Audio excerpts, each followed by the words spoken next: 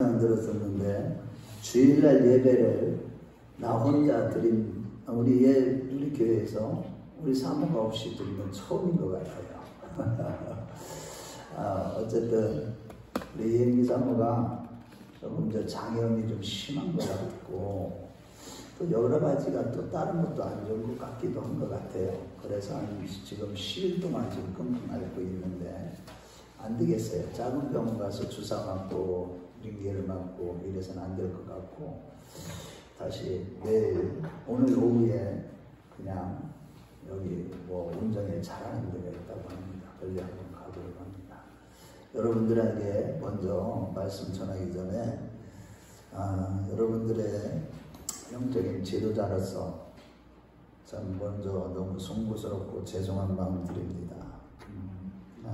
참 영적인 지도자가 건강해야지 성도님들한테 괜히 염려를 끼쳐드려가지고 너무 죄송한 마음 그렇습니다.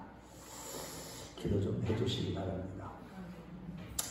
자, 오늘 살펴볼 욥기서 말씀 1장에 보면 욥은 의롭다고 말씀하시면서 이 욥기서가 시작됩니다만, 그런데 의인 욥에게 모든 재산이 하루아침에 다 날아가고 자식들이 한자리에서 다 죽게 되며 아내가 하나님을 차라리 욕하고 죽으라고 떠나가고 온몸에는 욕창이 나서 기왓장으로 자기 몸을 팍팍 긁어야만 하는 고통 중에도 너무 심각한 발견과 고통, 시험 중에 있었을 때 친구들이 찾아와서 서로 신앙에 대해서 변론할 때 욥은 나름대로 그들보다도 자신의 일을 주장했습니다.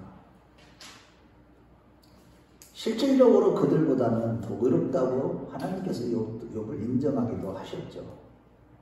그런데 38장 이후에 이 말씀에 보면 하나님께서 그에게 나타나 욥이 자기의 일을 주장함을 지적하시면서 절대의가 되시는 거룩하신 창조주 하나님 앞에서 그는 유익한 존재임을 다양한 비유를 들어서 설명하며 교훈하십니다. 한마디로 그가 비록 친구들보다 의롭고 의로운 삶을 살았다 할지라도 즉히 거룩하시며 완전한 의가 되시는 절대자 하나님 앞에서는 의를 주장할 만한 것이 아무것도 없는 피조물에 불과하다는 것을 말씀하신 것입니다.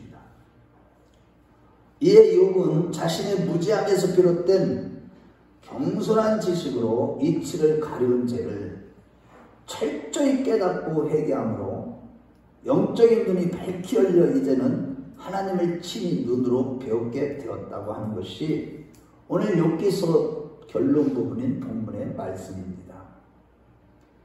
그렇다면 당대의 의인이었던 욥은 과연 어떻게 이렇게 갑절의 축복과 영적인 눈이 확 열리는, 정말로 이제 귀로만 듣는 하나님의 말씀이 아니라 눈으로 보게 되는 하나님의 말씀을 볼 수 있는 그런 영적인 최고의 거의 수준에 이르게 되었는지, 과연 그의 신앙은 어떻게 이렇게 자라게 되었고 성숙하게 되었고 그는 또한 어떻게 회개를 했기 때문에 이러한 은혜를 받았는지를 살펴보도록 하겠습니다. 첫째로, 겸손한 지식으로 인한 죄로 인해서 마음에 고통을 수반한 철저하고도 진실한 회개를 하였다는 것입니다. 6절에 그러므로 내가 스스로 하나고 티끌과 죄를 제 가운데서 회개하나이다 라고 했듯이 하나님의 책망을 들은 욥은 회개를 하되 티끌과 죄를 뒤집어 쓸 정도로 고통스러운 회개, 정말로 진지하게 회개를 했다는 것입니다. 즉 이제까지 자신의 짧은 지식으로 감히 하나님의 지혜를 평가하고 판단했던 것에 대해서 심히 부끄러움을 느끼며 철저히 회개했다는 것입니다. 그렇다면 그가 이렇게 철저히 회개하게 된 그 동기가 과연 무엇이었을까? 그 2절에 무소불능하시며 못 누리실 경영이 전혀 없는 창조주 하나님 되신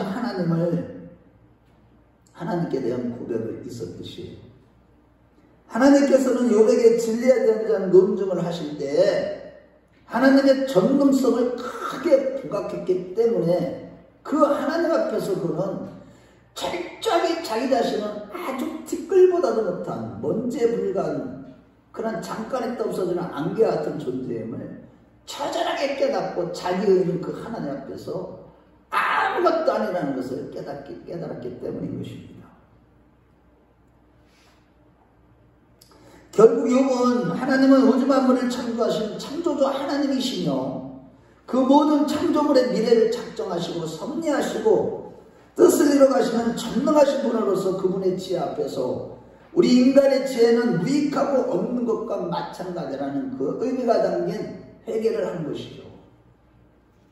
즉 이전에 자신이 친구들과 변론할 때 무식한 말로 주의 뜻을 흐리게 했고 스스로도 깨닫지 못하는 말을 너무 많이 떠벌림으로 부끄러움을 자초했기 때문에 욥기서 38장 2절 말씀에 무지한 말로 이치를 어둡게 하는 자가 누구냐라고 했듯이 자신이 바로 그렇게 무지한 말로 이치를 어둡게 하는 그런 자였다고 오늘 본문의 3절에 말씀하고 있는 것입니다. 그렇습니다, 여러분. 하나님은 사람의 지혜로는 도무지 깨닫거나 예측을 불허하는 오묘한 일을 행하시고 사람이 감히 측량할 수 없는 깊고 깊은 지혜가 있으심을 믿으시기 바랍니다. 그 하나님의 지혜는요, 그 하나님의 지혜와 섭리는 가히 측량할 수 없는 힘원과도 같아서 바울과 같은 성인조차도 로마서 11장 33절에 보면 깊도다 하나님의 지혜와 지식에 부유하며 그의 판단은 측량하지 못할 것이고 그의 길은 찾지 못할 것이로다라고 고백했던 것이죠.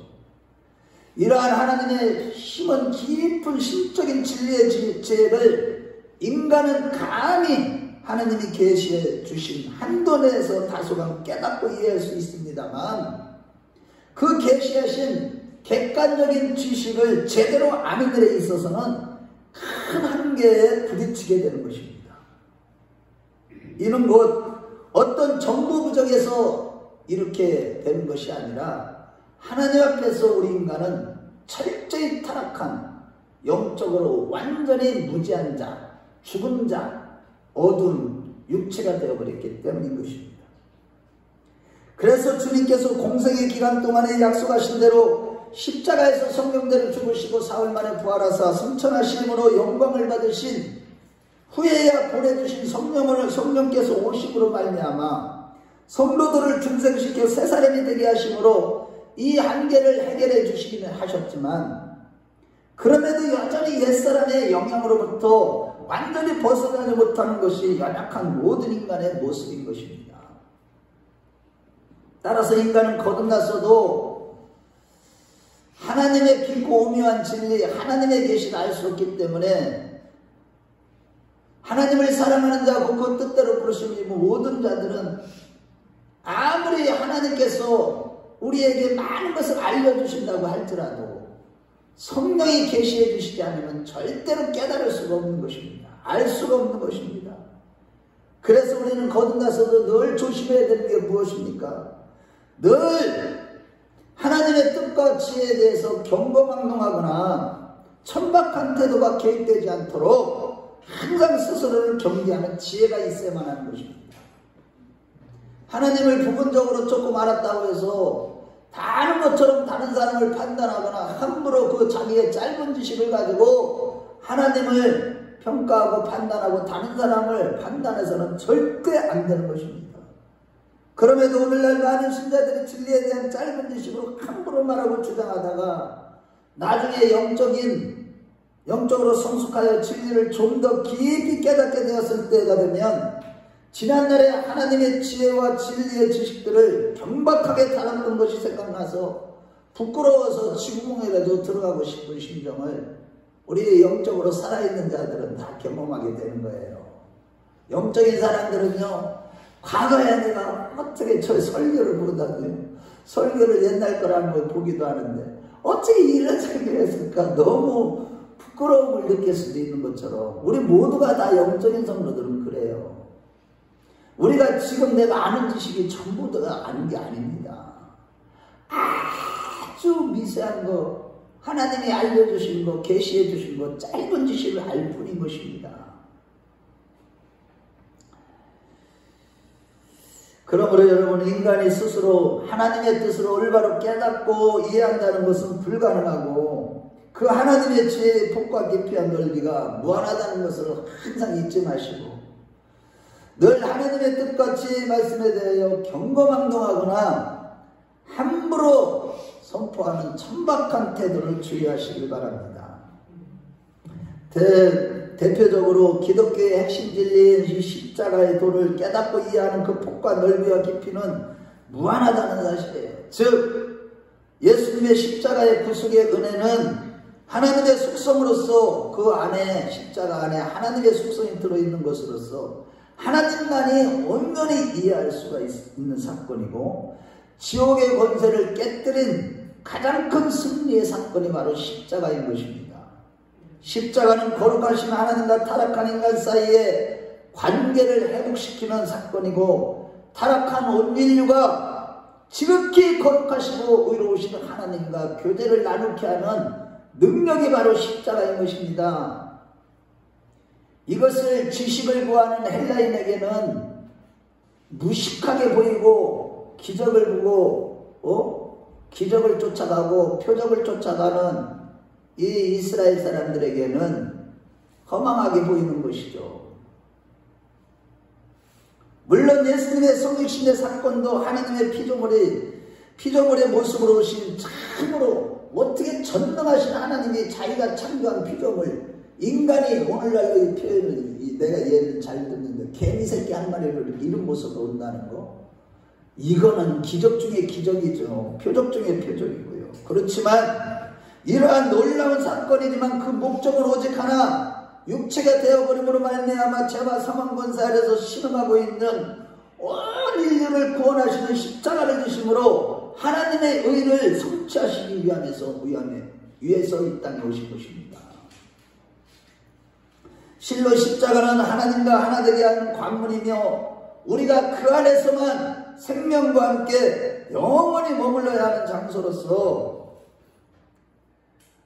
십자가에서는 생명 되신 주님을 만나게 되는 것이고 십자가로 가야만 승리가 있는 것입니다. 이런 자들만이 십자가 안에서 승리하는 자들만이 영원한 천국에 들어가게 되는 것이고 상급을 받게 되는 것이고 면류관을 쓰게 되는 것이고 hin도를 얻게 되는 것입니다. 새 이름을 얻게 되는 것이죠. 즉 십자가는 하나님과 죄인이 충돌하는 것이요 그 충돌의 모든 저주와 고통을 하나님이 직접 당하신 것으로서 이 율법의 요구가 완전히 이루어진 십자가를 바라보는 것이 바로 신앙이요 믿음이요 십자가를 지고 주님을 따르는 것이 참된 신앙인 것이죠. 그런데 이 같은 하나님의 죄인 십자가를 이해하고 깨닫는다는 것은 그 폭과 넓이와 깊이가 너무 무한하기 때문에 이 십자가의 진리 외에 또 다른 하나님의 모든 지혜는 무한한 것입니다. 이 십자가뿐만이 아니라 성경에 기록된 모든 성경 말씀에 깊이 들어가 있는 그 하나님의 지혜, 예수가 바로 지혜인데 그 예수에 대한 비밀은요 무한하다는 것입니다. 그 안에 모든 것이 다 들어있다는 것이죠. 생명을 비롯해서 구원을 비롯해서 믿음을 비롯해서 능력을 비롯해서 우리가 하는 날마다 정말로 신령한 세계에 대한 모든 비밀을 알게 되는 것은 오직 예수를 통해서만 알게 되는 것이죠. 그런데 이 깊고도 크고 알 수 없는 하나님의 뜻을 올바르게 깨닫고 이해하지 못하는 무지의 원인은 과연 무엇인가 하니 바로 우리 인간들이 하나님 앞에서 과거의 실수하자를 구체적으로 회개하는 과정을 거치지 않기 때문인 것입니다. 회개하지 않기 때문에 그렇다는 거예요. 오늘 본문의 주인공 욥은 이러한 무지를 철저하게도 진정하게 회개했기 때문에 창조주 하나님의 무한한 지혜를 조금은 알게 된 것입니다. 우리가 철저하게 하나님 앞에 회개를 했을 때에 눈이 열리고 귀가 열리며 하나님의 귀한 법을 보게 되는 것이죠. 이러고 본데 신자가 자주 하나님의 말씀을 거역하거나 잘못된 지식을 주장한 자는 대충 넘어갈 일이 전혀 아닌 것입니다. 이 욥은요, 나름대로 알고 있던 이 짧은 지식으로 인해서 하나님의 이치를 가진 것 때문에요, 가슴을 찢으면서 진정으로 회개했다는 사실이에요. 반드시 우리가 하나님의 뜻대로 살지 못한 것에 대하여 철저하게 회개하는 것이 참된 신앙이고, 또한 우리는 시간이 지나고 보면 하나님의 뜻대로 살지 못한 것들을 또 뒤늦게 깨닫고 부끄럽게 되는 일이 계속 있기 때문에 회개도 한 번 하고 끝나는 것이 아니라 주님 앞에 서는 날까지 늘 회개하는 것이 올바른 신앙으로서 이러한 자들이 항상 회개를 통하여 무지로 인한 죄를 반복적으로 짓지 않는 것이 바로 올바른 신앙 성숙의 지름길인 것입니다. 회개하지 않는 자들은 영적으로 성숙해질 수도 없는 것입니다. 회개하는 자들은 왜 회개를 하겠습니까? 성령이 계시해 주시고 와, 내가 행하는 것마다 다 죄라는 것을 깨닫게 하기 때문에 하나님의 말씀으로 날마다 나는 찔림을 받고 깨어지고 부서지는 그런 것을 경험하기 때문에 회개하게 되고, 이런 자들이 신앙이 영적으로 높은 수준에 이제는 눈으로 하나님의 말씀을 보게 되는 그런 수준에까지 자라가게 되는 것입니다. 우리 모두 그러한 자들이 다 되시길 주의 이름으로 축원합니다. 하지만 오늘날 신자들이 죄에 대한 회개에 있어서 스스로에게 너무 관대하다는 것이 문제입니다. 이보다 더 큰 문제는요, 자기가 죄를 짓고도 죄진 것에 대해서 관대하게 자기 자신한테 대하는 것도 문제지만, 이것이 관대하게 대하다 보니까 반복적으로 또 죄를 짓게 되는 자신의 영혼을 그래서 망케 하는 안적인 요소가 되는 거예요. 우리가 죄를 지었을 때 내 자신한테 자꾸 관대해 보면요, 이 죄가 또 반복적으로 짓게 되고요, 그렇게 되면 영적으로 죽게 되는 이 암이라는 세포가 사람을 죽이듯이 안적인 요소가 바로 뭐냐, 내 자신의 죄를 짓고도 내 자신에게 대해서 관대하게 대하는 거예요. 대부분이 많은 신자들이 그렇게 가볍게 그러한 뜻이 또 있었구나, 내가 잘못했네, 하나님 용서해 주세요, 제가 모르고 죄를 지었습니다, 이렇게라고 하며 가볍게 회개를 생각하기 때문에 어제의 실수는 오늘의 악습을 계속 다시금 반복되어지는 것입니다. 이것이 오늘날 육신에 속한 신자들의 모습인 겁니다. 그러나 욥은 회개를 가볍게 여기지 않고 티끌과제를 뒤집어 쓰면서 자신의 경솔하고 경박했던 지식을 철저히 회개할 때, 요엘서 2장 13절 말씀에 너희는 오직 찢지 말고 마음을 찢을 찢고 너희 하나님께로 돌아와라고 했듯이, 그는 옷이 아니라 마음을 찢는 회개의 고통을 처절하게 느끼면서 진실로 회개한 것입니다.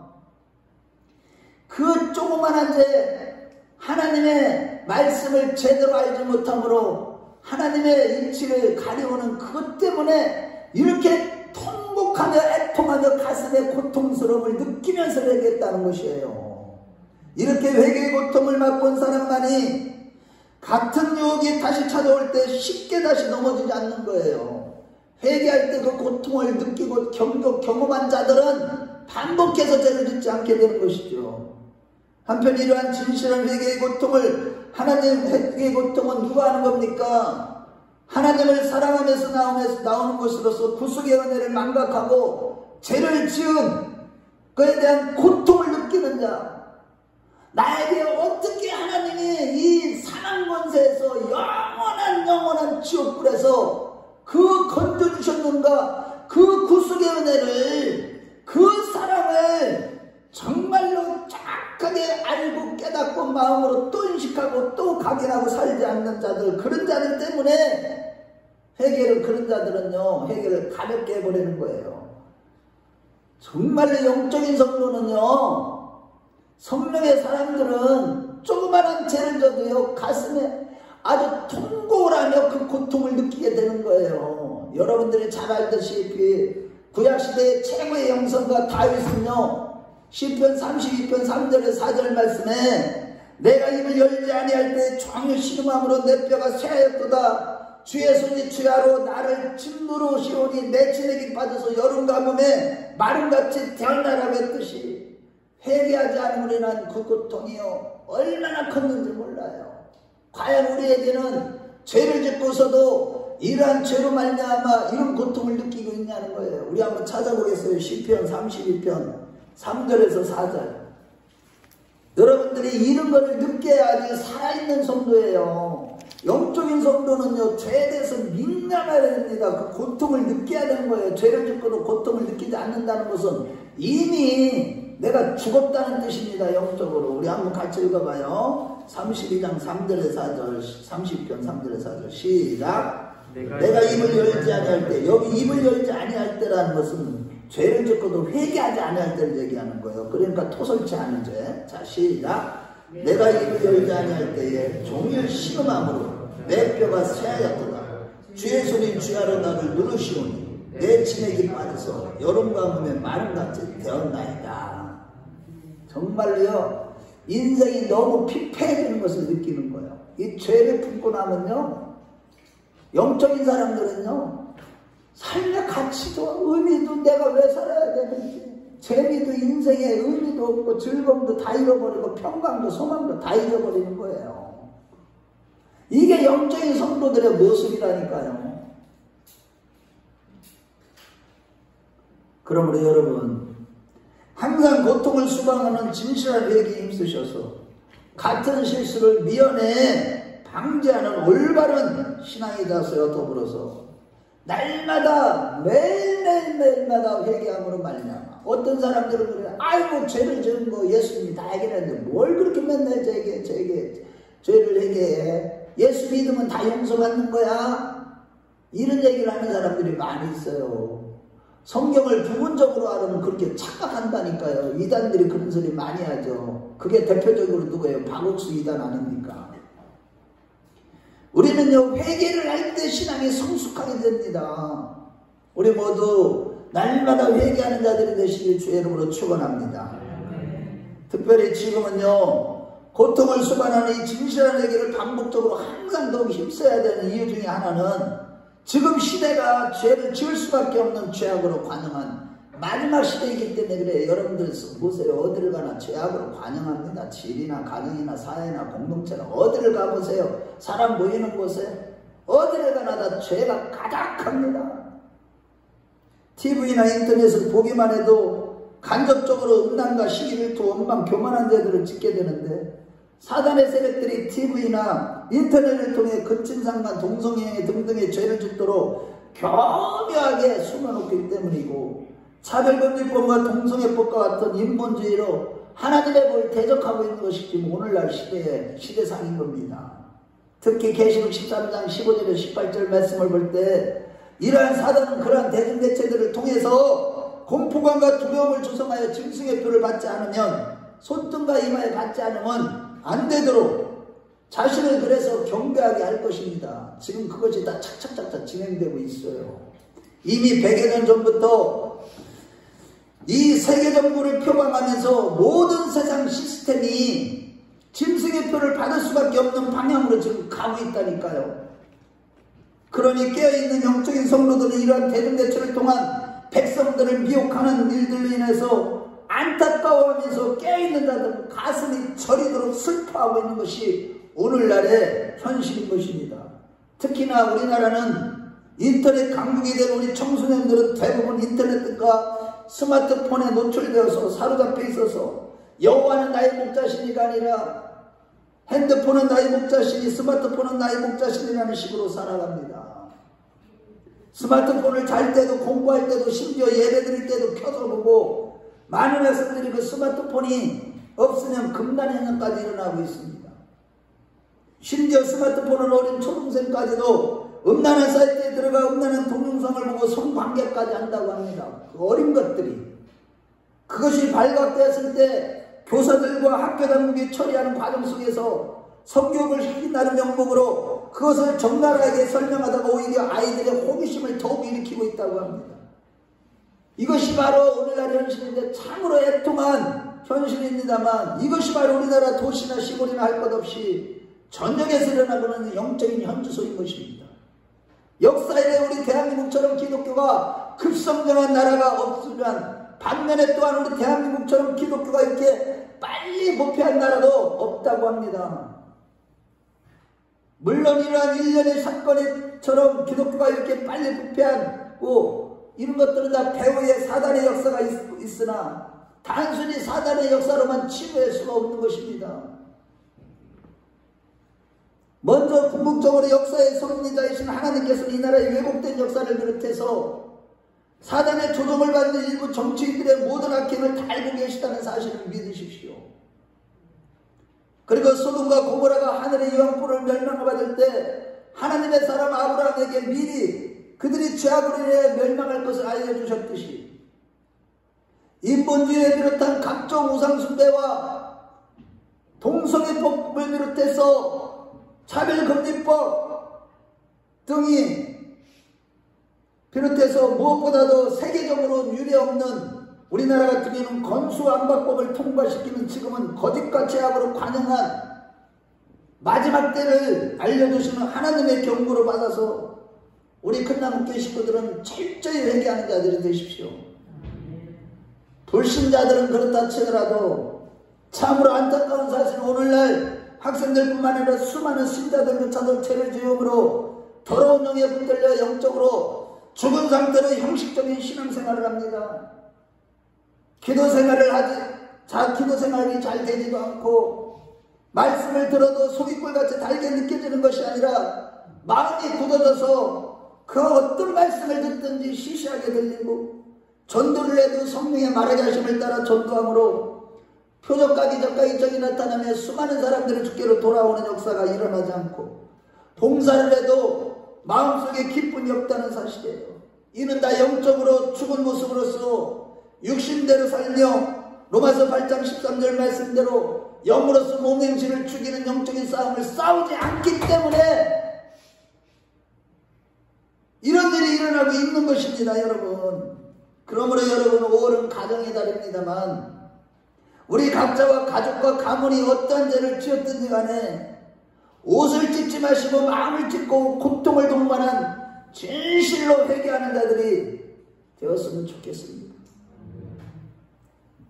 이것이 죄악으로 관영한 이 시대에 반복적으로 죄를 짓는 것을 미연에 방지하고 우리 신앙 성숙과 발전을 위한 지름길이요 가정을 살리는 길인 것입니다.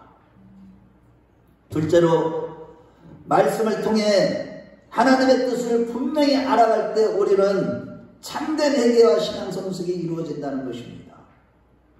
3절에 무죄한 말로 이치를 가는 자가 누구니까 나는 깨닫지도 못한 일을 말하였고 스스로 알 수도 없고 헤아리기도 어려운 일을 말하였나이다라고 고백했듯이 욥은 하나님을 알았지만 부분적으로 알았고 하나님의 뜻을 정확하게 알지 못했습니다. 그런데 여러분 데살로니서 1장 8절 말씀에 하나님을 모르는 자들과 우리 주 예수 그리스도의 복음에 복종치 아니하는 자들에게 영원한 멸망의 형벌을 주시려고 했듯이 우리가 하나님을 몰라서 핑계대면 안 되는 겁니다. 우리는요 이 땅에서 그냥 대충 살 수는 있을지 몰라도 천국은 진리를 바르게 아는 자들 말씀을 정확하게 깨닫는 자들이 들어가는 곳입니다. 하나님을 모르는 자들은요 죄를 지을 수밖에 없고 하나님의 절대 주권에 도전하는 선악과를 따먹는 삶을 살게 되기 때문에 영원한 멸망의 형벌에 가는 거예요. 교회를 다녀도 진리를 깨닫지 못하기 때문에 복음을 정확하게 알지를 못하기 때문에 자기 딴에는 예수를 믿는다고 했는데 그게 바로 자기를 투영시킨 예수, 나에게 복 주시는 예수, 하나님의 영광과 하나님의 의가 아니라 내일을 주장하면서 하나님 앞에 나아가는 그런 종교생활을 하는 거기 때문에 주여주하는 자마다 다 천국에 갈 것이 아니라 아버지의 뜻대로 행하는 자라야 천국에 갈다고 하시는 것입니다. 천국 가기가 절대적으로 어려운 것입니다. 정말 좋은 길입니다. 십자가의 길인 것입니다. 여러분 이러고 본데 우리가 회개거리를 아예 만들지 않을 수 있는 더 좋은 처방은 바로 평소에 성경을 통해서 하나님과 하나님의 뜻을 정확하고 분명하게 알아가는 태도를 견지하는 거예요. 성도들이 하나님을 아는 지식이 부족하면 자기 주제를 넘는 말을 하게 되고 진리의 지식이 없이 행동하거나 말하게 됨으로써 절대 진리인 하나님의 이치를 가리우게 되는 것입니다. 그래서 호세에서 4장 6절 말씀에 내 백성이 지식이 없으므로 망하는도다라고 했고, 베드로 사도는 베드로서 1장 8절 말씀에 하나님과 우리 주 예수 그리스도를 아는 지식에서 자라가라고, 예수를 점점 더 크게 넓게 깊이 알아가라고 그렇게 권면한 것입니다. 이러보면 내 참신앙이란 하나님을 아는 지식으로 하나님과 친밀한 관계 속에서 예수 그리스도를 점점 더 크고 넓게 알아가는 것입니다. 이것이 신앙생활이에요. 알아가면 알아갈수록 예수님을 깊이 알아가야 돼. 신앙생활을 하면 할수록 더 깊이 알아가야 된다고요. 예수님을 부분적으로 말하면 안 돼요. 이렇게 진리의 지식이 날마다 풍성해질수록 하나님과 더 깊은 교제를 나눌 수 있지만, 진리에 대한 무지는 하나님의 뜻을 드러내는 일에 큰 죄를 낳게 되는 거예요, 오히려. 그런데 감사한 것은 욥의 처음 상태가 그랬을 때 성령의 사람 엘리야와 하나님께서 나타나셔서 욥의 논증의 모순과 허점을 조목조목 깨우쳐 주심으로 비로소 욥의 지식은 좀 더 온전해질 수 있었고, 드디어 오늘 본문 6절 말씀에 내가 주께 대하여 귀로 듣기만 하였었더니 이제는 눈으로 주를 배움나이다라는 고백을 하게 이른 것입니다. 여기서 눈으로 주를 배움는다라는 이 고백은 욥에게만 해당되는 것이 아니고 우리의 모든 입술을 통해서 나올 수 있는 것으로서 하나님의 임재가 늘 느껴지고 그 기쁨과 감사로 가득한 삶을 살아가는 성숙한 신앙을 얘기하는 거예요. 여러분들 하나님을 눈으로 본다는 얘기가 무슨 뜻이에요? 지금 실질적으로 영으로 보는 거예요. 느껴져요? 알아져요? 그분의 임재가 느껴진다고요. 이 자리에 지금 와 계시고 성령님이 와 계신 게, 주님이 와 계신 게 느껴지고 알아지는 거예요. 이것이 하나님을 이제는 귀로만 듣는 것이 아니라 눈으로 보는 것을 본다는 그런 뜻입니다. 이와 같이 하나님은 예수 그리스도 안에서 우리와 교제하시는 살아계신 분이시요, 그 살아계신 인격이신 하나님과 교제의 수단은 성령의 감동으로 기록된 성경을 말하는 것입니다. 따라서 우리는 반드시 성경을 통해서 하나님을 알아가야 하고 진리의 지식을 가지고 있어야 하는 겁니다. 성경은 영적인 양식이요, 성경 말씀이 선포되거나 우리의 심령에 채워질 때 성령께서는 역사하셔서 하나님과 인격적인 교제가 나누는 그 실제가 우리에게 성립되게 하는 것입니다. 그래서 바울 사도는 데살로니가서 2장 13절 말씀에 내가 하나님께 시기하고 감사하면 너희가 우리에게 들은 바 하나님의 말씀을 받을 때 사람의 말로 받지 아니하고 하나님의 말씀으로 받으니 진실로 거두어도 이 말씀이 또한 너희 믿는 자 속에서 역사하느냐. 무슨 얘기냐면 하나님의 말씀을 마음에 새긴 사람은 하나님과 삶 속에서 교제가 이루어진다는 거예요. 그날 주신 말씀이 마음에 팍 새겨진 사람은 그냥 자연스럽게 하나님과 교제가 이루어진다는 그런 말씀이에요. 그러므로 사랑하는 성도 여러분, 무엇보다도 늘 성경을 읽고 묵상하고 설교 말씀과 성경 공부를 통해 진리를 깨닫는 훈련에 항상 힘쓰시고요, 말씀에 집중하고 말씀의 심리에 늘 새겨지도록 하나님 앞에 늘 착한 마음을 가지시길 주의 이름으로 축원합니다. 이를 위해서 우리 마음이 먼저 좋은 바 착하고 좋은 마음이야만 하는 것입니다. 누가복음 8장 15절에 보면 8장 15절 18장이 아니라 좋은 땅에 뿌렸다는 것은 착하고 좋은 마음으로 말씀을 듣고 지키고 인내로 결실하는 자니라고 했듯이 말씀을 듣고 순종하여 반드시 결실하겠다는 이런 마음이 착하고 좋은 마음이요, 이런 마음을 가진 자들이 곧 하나님 나라와 접촉하고 있는 자들이고, 이렇게 순종하고자 하는 동기를 가지고 성경을 가까이 하고 하나님의 말씀을 들을 때 진리를 깨닫게 되고 무지한 말로 이치를 가리우는 그런 어리석은 죄를 짓지 않게 되는 것입니다.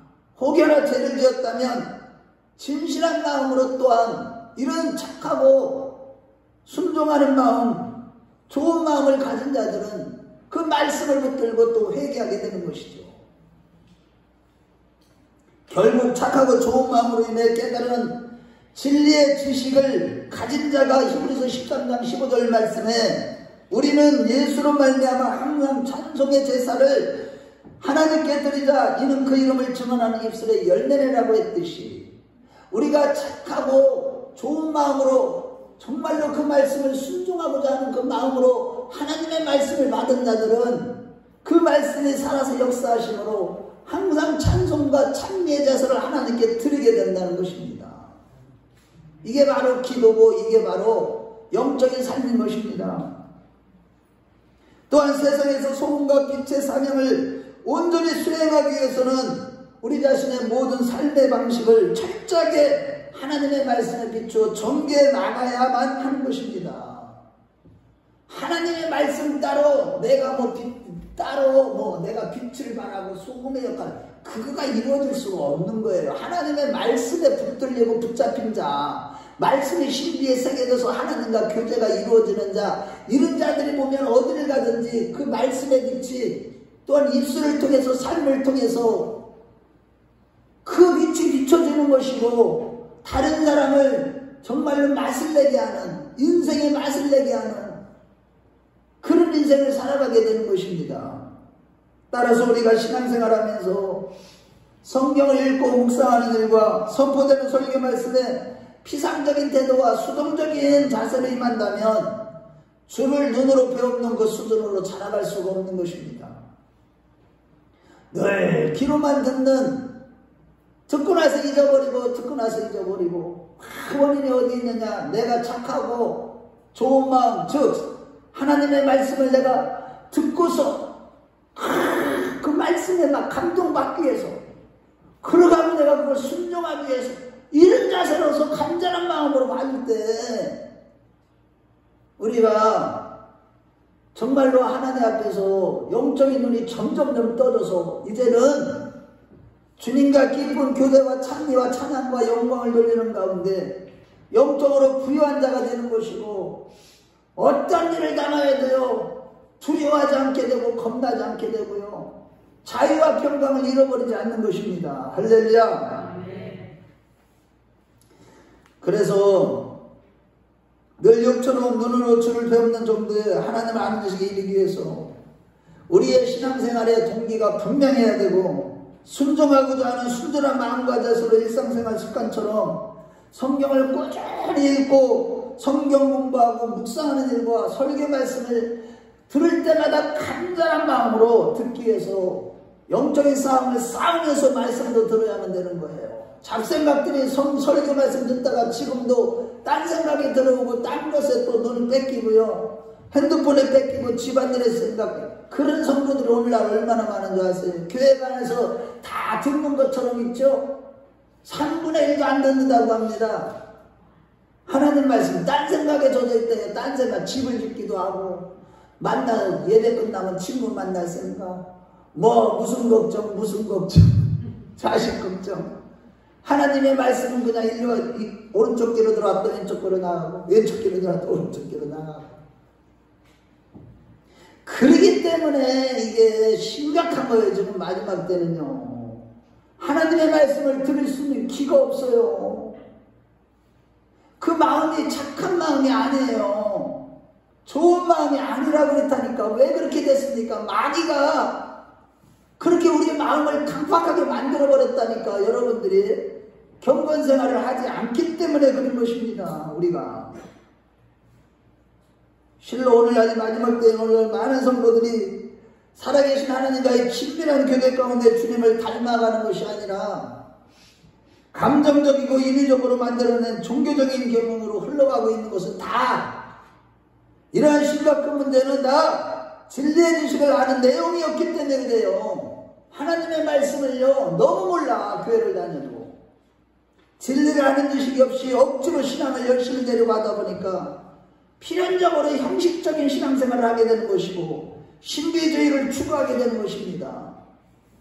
말씀만 있어 보세요. 신비한 거, 표적, 기적 이런 거 안 쫓아간다니까요. 즉 하나님을 아는 지식이 부족하게 되면요, 오늘날 믿음 운동이니 신사도 운동이니 뉴에이지 운동과 같은 감각과 체험과 어떤 헛된 영광을 추구하는 종교 생활을 하게 되는 것이죠. 이런 일이 교회사 속에서 꾸준히 오늘날까지 되풀이해 왔고 하나님 나라를 오염시켜 왔던 것입니다. 여러분, 이런 것들을 잘 분별하셔야 돼. 마지막 때는 화려한 것 쫓아가면 안 된다니까요. 그러면서도 성령운동이라고 하는 기괴한 논리로 자신들의 명분을 내세우며 지금도 거기에 속아서 신앙에 열심을 했으나 평소에 진리 위에서 서 있지 못한 성도들은 때를 지어 그곳으로 몰려가고 있는 것이 현실이에요. 큰 교회는 계속 몰려듭니다. 그들은 영으로서 몸 행실을 죽이는 십자가와 해계 없이 믿기만 하면 무엇이든지 얻을 수 있다고 합니다. 믿기만 하면 우리가 무엇인지 얻을 수 있나요? 또한 죄로 인한 문제를 안고 있어도 긍정적으로 생각하라고 하고 십자가와 회개의 메시지가 없습니다. 이들이 바로 성경의 대표적인 이단인 구약 신약시대 때의 영주주의 이단들과 같은 자들이요, 오늘 안상과 하나님의 증인의 안식교인들 신천지들 가보세요. 기가 막혀요. 왜 거기에 넘어갑니까? 진리의 말씀, 하나님의 사랑을 받지 않은 자들을 미혹하게 하는 영을 보내셔서 미혹을 갖게 하시기 위해서는 하나님의 섭리 가운데 그런 일들이 일어나는 겁니다. 정말 무서운 거예요. 하나님은요, 계속 말씀을 주시는데도 듣지 않는 자들은요, 결국은 미혹의 영에 붙들려서 끌려가는 거예요. 그 이단들에게 끌려간 사람들, 똑똑한 사람 많아요. 바보라서 끌려가는 게 아닙니다.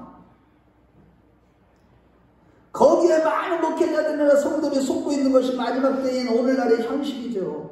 그러나 여러분, 올바른 신앙 성숙이란 늘 성경을 통해 드러난 하나님의 진리의 터전 위에 우리가 우리 자신을 적용해 나가는 것이고 늘 말씀에 붙잡히는 그런 삶을 살아가는 것이 참된 신앙생활인 것입니다. 특히 미혹의 영들이 극성을 부리는 마지막 시대는요, 하나님의 말씀을 가까이 하고 설교 말씀을 통해 진리를 아는 지식이 점점 자라가는 것이 필연적이기 때문에 정말로 주의 종들의 성령으로 거듭난 진리를 정확하게 깨닫는, 복음을 정확하게 깨닫고 복음을 전하는, 오직 예수를 전하는 그런 복음의 말씀을 들어야만 마지막 때 사는 겁니다. 복음의 지식에 관한 몇 가지 피상적인 지식에 만족하지 마시고 지속적으로 성경 말씀을 통해 하나님의 뜻을 통념적으로 알아가는 우리 큰나무교회 식구들이 다 되시길 주의 이름으로 축원합니다.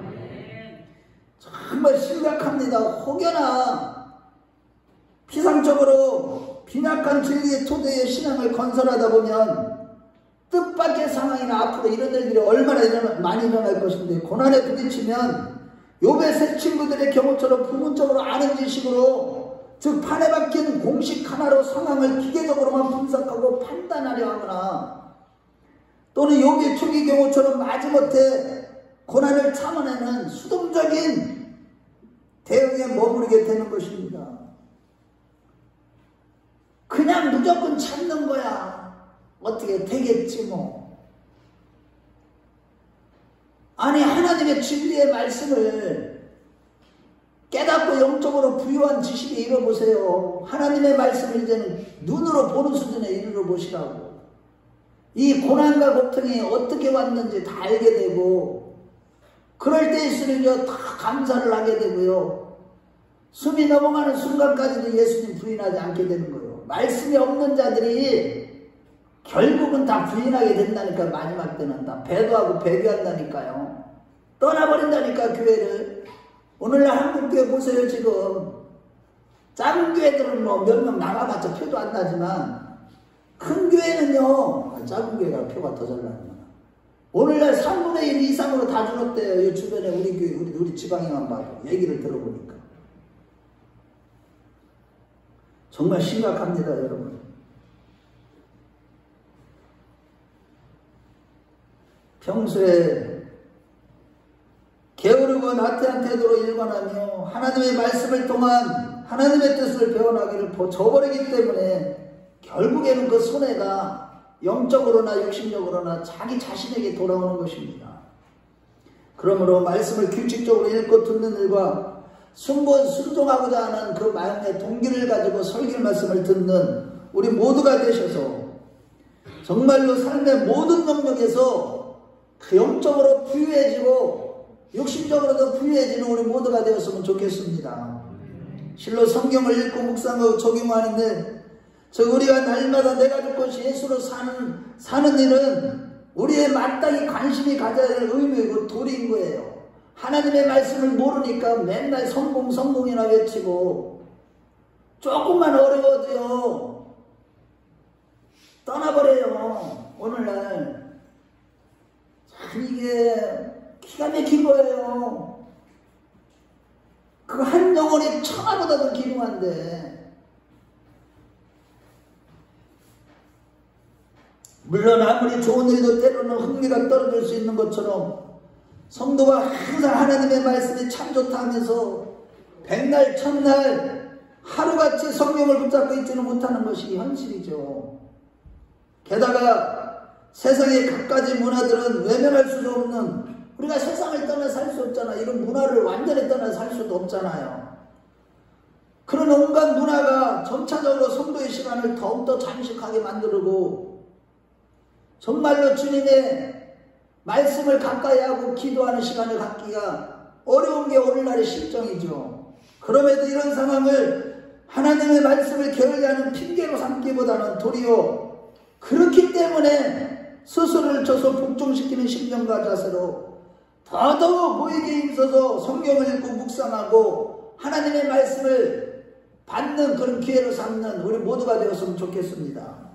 그럴 때 하나님은 반드시 지혜와 계시의 정신을 주사 하나님을 아는 의식이 우리 인격 속에 충만하게 하실 것이고 눈을 열어 하나님의 기이한 법을 보게 하실 줄로 믿습니다. 하나님께서 우리가 이제는 하나님의 말씀으로 정신갑주를 있게 하셔서 단단하게 무장하셔서 모든 이 사악한 마귀들을 다 때려 눕히는 권세 있는 자들이 되게 하실 것입니다. 이것이 너무나 악한 이 시대에 반드시 실천해야 할 일로서 우리 모두 그러한 자들이 다 되시길 주의 이름으로 축원합니다. 결론입니다. 다 끝났어요. 자, 집중해 주세요. 하나님을 아는 지식에 있어서 부족한 수준에 머물러 무지한 말로 이치를 가리우는 말만 앞서었던 욥은요, 하나님과 논쟁하듯이 들려주시는 말씀을 듣고 난 이후에는 자신의 어리석음을 깨닫고 크게 고통을 수반하는 회개를 하는 가운데 눈으로 주를 배우는 정도의 신앙 성숙에 이르게 되었습니다. 본문 이후에 보면 그때 그렇게 됐을 때 하나님께서는 이러한 욥을 더욱더 살아나사 옛날에 그 영화보다도 더 나은 축복으로 회복시켜 주셨습니다. 갑절의 복을 다 받으셨죠. 그러므로 여러분, 먼저 성령의 계시 안에서 항상 진실한 마음으로 아주 작은 죄부터 철저히 회개하고 고통을 수반하는 그 죄로 인해서 정말로 가슴을 찢는 그런 회개가 있으시길 주의 이름으로 축원합니다. 아주 작은 죄까지도 회개의 고통을 감수하면서 진실한 마음으로 늘 회개하는 자들이 됩시다. 오늘날 점점 나빠지고 바빠지고 시간이 부족하게 되는 시대이지만 더 우리 자신을 쳐서 성경을 읽고 묵상하는 일과 설교 말씀을 마음에 새겨 진리의 지식이 마음에 충만한 자들이 되십시다. 아멘. 우리가 지금 마지막 때 우리 큰나무교회는 그렇게 되셔야 됩니다. 반드시 욥과 같이 갑절의 축복이 저와 여러분들에게 임할 것이고 성숙함에 이르러 무지한 말로 이치를 가리는 자가 아니라 주님을 눈으로 배우는 영적으로 높은 수준에 이르게 될 것입니다. 성경과 설교의 진리의 말씀이 송이꿀보다도 더 달게 느껴질 것이고 기도할 때마다 성령이 이끌어 주실 것이고 점점 더 기도가 깊어지고 하나님의 임재가 늘 느껴질 것입니다. 할렐루야. 우리가 이런 축복을 받아야 돼요. 욥의 축복을 받으시길 주의 이름으로 축원합니다. 그뿐만 아니라 가족과 이웃에게 복음을 전할 때마다 성령께서 말하게 하심을 따라 전함으로 많은 영혼을 추수하는 하늘나라의 큰 일꾼들이 되셔서 천국에서는 이루 상상할 수 없는 별과 같이 빛나는 그런 영광을 얻게 되는 그런 영성을 갖게 될 것입니다. 삶 속에서 생명력이 넘쳐서 날마다 기쁨과 감사가 가득하고 날마다 승리하며 거룩한 삶을 살게 될 것입니다. 우리 모두 그러한 자들이 나 되시길 주의 이름으로 축원합니다. 주의 이름으로 축원합니다. 우리 이 시간에 같이 기도하겠습니다. 이 시간 여러분 어떤 죄를 지었든지 지금요 가장 중요한 것은 또 집에 가고 다음에 회개하지 않으면 안 됩니다. 지금 말씀 들으면서 내가 지금 어떤 죄를 지금 이 자리에 와 계시잖아요. 성삼위 하나님이. 그분 앞에 진실한 마음으로 가슴에 슬픈 마음으로 정말 아파하는 마음으로 회개하십시오. 가정 문제, 자녀들의 문제, 이 나라 이 민족의 죄악까지도 회개하십시오. 정말로 이 나라가요 이제 하나님이 남은 자들의 기도를 들으시고 회복시키실 것입니다. 회개하는 백성들이 교회가 회개할 때 이 나라가 완전히 회복될 것이고 가정이 회복될 것입니다. 하나님 나의 모든 죄를 용서하옵소서. 내가 정말로 하나님 앞에서 배도하고 배교한 이 나라 민족을 위해서 정말로 만만을 섬기는 우리 한국교회 제압으로 인하여 가슴이 아픕니다. 하나님 용서해달라고. 우리 가문과 가정이 탐심의 우상숭배에 빠져서 맨날 돈 버는 일에 돈돈돈도 하며 살았던 대로 용서해 주시고 유흥과 쾌락을 일삼으며 그저 세상 세계 속에서 살았던 대로 용서하시고 각종 탐심의 우상숭배와 음란과 교만과 거짓됨과 더러운 죄를 철저히 회개하고 용서받고 성숙한 신앙으로 자라가기를 원한다고. 영적인 지식이 풍성해지고 성경을 가까이 하는 읽고 묵상하고 적용하는 실천의 삶을 살게 해달라고. 날마다 말씀을 마음에 묻어나게 하셔서 하나님과 친밀한 교제가 이루어지고 날마다 성령께서 역사하심을 따라 마귀의 계계를 능히 깨뜨리고 이기고 승리하는 삶을 살게 해달라고.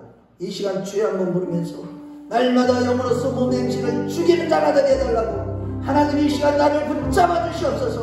하나님 이 길이 나의 생명의 길이고 지금 수많은 성문이 지옥불에 영도들이 지옥불에 떨어지지만 나는 천국에 가는 그 길을 영생의 길을 걸어가게 해달라고. 우리 주여 한번 부르고 간절하게 기도합니다.